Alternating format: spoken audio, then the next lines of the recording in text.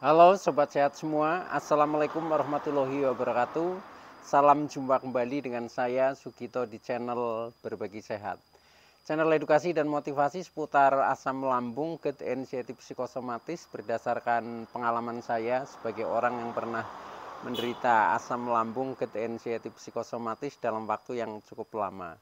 Dan alhamdulillah sekarang sudah sembuh. Harapan saya khususnya kepada teman-teman yang masih dalam penderitaan asam lambung, GERD, anxiety psikosomatis setelah menonton video ini ya, akan dapat tersugesti dan termotivasi untuk dapat cepat sembuh. Saya bisa sembuh, insya Allah teman-teman pasti juga bisa sembuh. Badai pasti berlalu. Baiklah teman-teman, pada kesempatan kali ini saya akan berbagi seputar asam lambung, GERD, anxiety psikosomatis dengan topik dari mana kecemasan itu datang. Baiklah teman-teman ya, sebelum saya lanjutkan, tolong yang belum subscribe channel ini, klik subscribe dan loncengnya supaya teman-teman tidak ketinggalan konten video-video berikutnya. Dan jika suka, klik like, selalu bagikan ke sosial media teman-teman. Semoga bermanfaat buat kita semua. Baiklah kita lanjutkan ya. Jadi topik kita kali ini adalah dari mana kecemasan atau anxiety disorder itu datang. Teman-teman semua, penderitaan asam lambung, GERD, anxiety psikosomatis yang rata-rata diderita itu memakan waktu yang agak lama ya. Ada yang 3 bulan, ada yang 6 bulan, mungkin sampai 1 tahun, 2 tahun, 3 tahun, bahkan 5 tahun dan seterusnya. Itu pun ada ya. Nah seperti pengalaman saya yang pernah saya lalui itu hampir 2 tahun lah ya, 1 tahun lebih ya. Itu penuh dengan sensasi. Nah salah satu hal yang sering memicu ya kenapa penderitaan kita ini menjadi lama ya, itu karena memang kecemasan selalu datang. Makanya pada topik kali ini saya ingin sharing ya, membahas tentang dari mana kecemasan itu datang. Karena dengan kecemasan datang otomatis akan menaikkan asam lambung ya, akhirnya terjadi GERD. Nah, GERD memunculkan berbagai macam sensasi ya, akhirnya menimbulkan anxiety dan psikosomatik. Oleh karena itu, tolong ya ikuti video ini sampai dengan selesai supaya tidak gagal paham. Oke ya. Jadi intinya ketika kita sudah tidak cemas ya, pikiran sudah tenang, ini biasanya kecenderungan asam lambung itu juga akan menjadi normal ya. Nah, ketika asam lambung normal tidak selalu naik, maka kita akan sembuh ya. Tetapi yang menjadi masalah ya, seperti yang saya alami, itu yang namanya kecemasan ini selalu membelenggu ya. Jadi kita serba cemas, serba khawatir, serba takut, serba was-was. Nah ini susah sekali untuk dihilangkan. Nah dengan kita memahami sebenarnya kecemasan itu datangnya dari mana, nah maka nanti kita akan mudah untuk mengatasinya teman-teman ya. Nah intinya seperti ini teman-teman ya. Jadi kenapa penderita asam lambung, GERD, anxiety psikosomatis itu selalu cemas ya? Ini cemas itu datang itu dari pikiran negatif kita sendiri teman-teman. Pikiran negatif kita sendiri tentang apa ya? Tentang segala sesuatu yang sedang kita alami ya. Contohnya dari faktor misalkan kita habis makan ya, kita habis makan, nah kebetulan mungkin makannya agak waktunya kurang tepat ya, mungkin agak terlambat sedikit aja, itu kadang pikiran negatif ya, pikiran negatif. Oh, wah tadi makannya terlambat, ini jangan-jangan nanti kambuh. Nah karena kita sudah terkena psikosomatik, apa yang dipikirkan itu akan direspon, maka akan menjadi kambuh betulan ya. Tetapi ketika kita tidak berpikir jangan-jangan nanti kambuh ya, nah itu ya tubuh akan baik-baik saja ya. Artinya tidak ada kecemasan ya. Tapi setelah kita berpikirnya negatif, wah jangan-jangan nanti kambuh ya.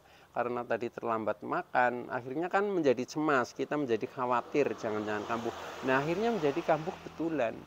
Nah, itu contohnya salah satunya teman-teman. Jadi kecemasan datang itu dari pikiran negatif kita sendiri ya. Nah, solusinya bagaimana nanti ya? Nanti khusus solusinya ya. Sekarang saya beri analogi dulu contoh-contohnya ya supaya teman-teman menjadi semakin paham. Nah, belum terhadap hal-hal yang lain ya. Hal-hal lain contohnya kita misalkan kurang tidur ya karena mungkin ada acara atau mungkin karena ada sesuatu hal sehingga yang tidurnya mestinya sekitar 7 atau 8 jam ya mungkin hanya tidur 4 jam. Nah, itu aja pikiran sudah negatif lagi ya. Wah, saya tadi malam tidurnya hanya 4 jam. Wah, ini jangan-jangan nanti kambuh, jangan-jangan nanti menjadi banyak sensasi. Nah, ketika pikiran seperti itu, maka kan direspon teman-teman ya, karena sudah terkena psikosomatik, ya akhirnya menjadi nggak enak badan kita, menjadi mungkin asam lambung naik, karena kita sudah cemas dengan kurang tidur sedikit aja cemas. Nah, itu jadi banyak hal ya yang kita pikirkan, yang di dalam kita mensikapi itu memberikannya negatif sehingga menjadi kambuh. Atau mungkin lagi ya setelah kita beraktivitas yang sebenarnya sudah mampu ya, sudah mampu tetapi kadang kita masih ragu ya. Contohnya misalkan kita habis melakukan kegiatan yang bersifat fisik lah ya, mungkin bekerja di kebun contohnya saya ini ya habis ngerawat tanaman di kebun tadi teman-teman ya.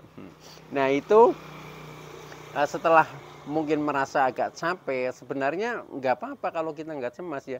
Tapi pikiran ini menjadi negatif, wah saya agak kecapean ini, agak ngos-ngosan, nanti jangan-jangan kambuh gitu. Nah, ketika pikiran seperti itu, ya menjadi kambuh betulan. Nah, artinya apa teman-teman ya? Jadi yang menyebabkan kecemasan itu selalu datang, itu dari pikiran negatif kita sendiri. Itu. Nah, oleh karena itu yang terpenting adalah kita paham solusinya teman-teman. Nah, caranya bagaimana? Caranya kita rubah mindset pikiran kita menjadi serba positif gitu.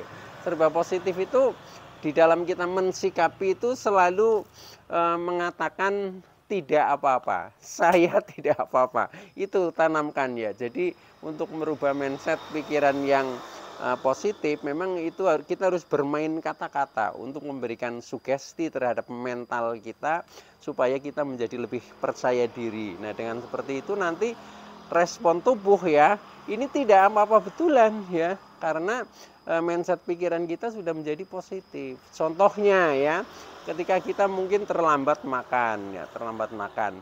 Nah, kita nggak usah cemas, nggak usah takut, tapi langsung saja katakan tidak apa-apa walaupun terlambat makan.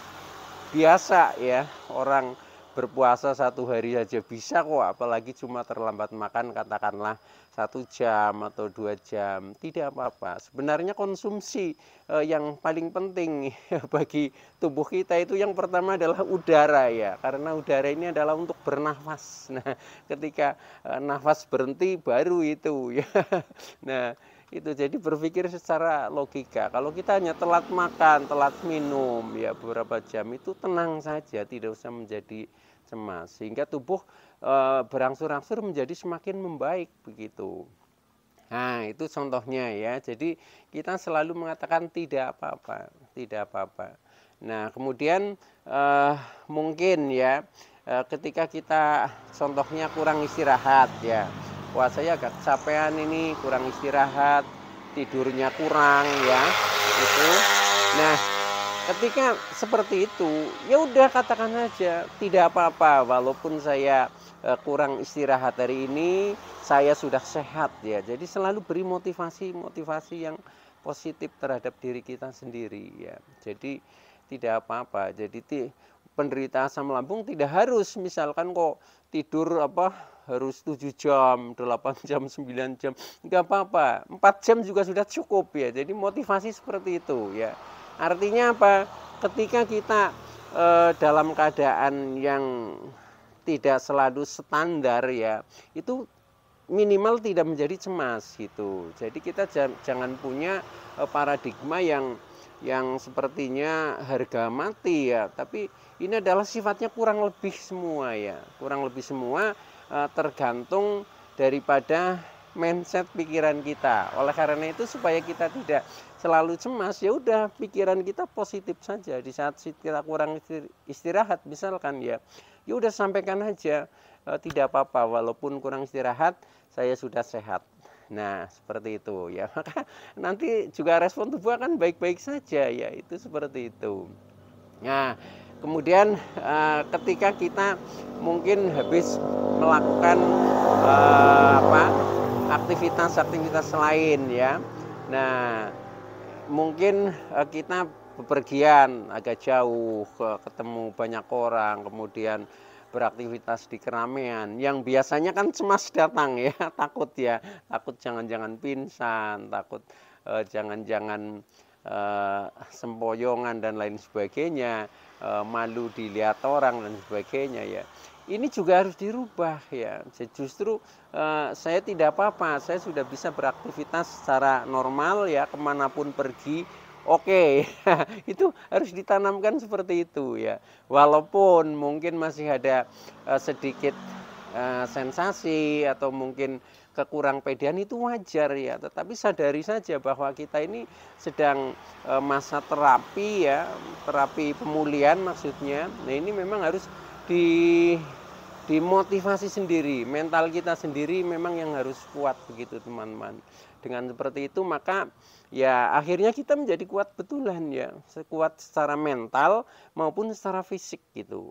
Nah intinya begitu. Jadi maka ketika teman-teman ingin cepat sembuh dari kecemasan terutama ya, atau anxiety disorder, nah ini memang mulai dari mindset pikiran kita, yaitu tadi kan sebabnya ketika mindsetnya negatif ini menjadi selalu cemas, maka kita rubah menjadi positif teman-teman.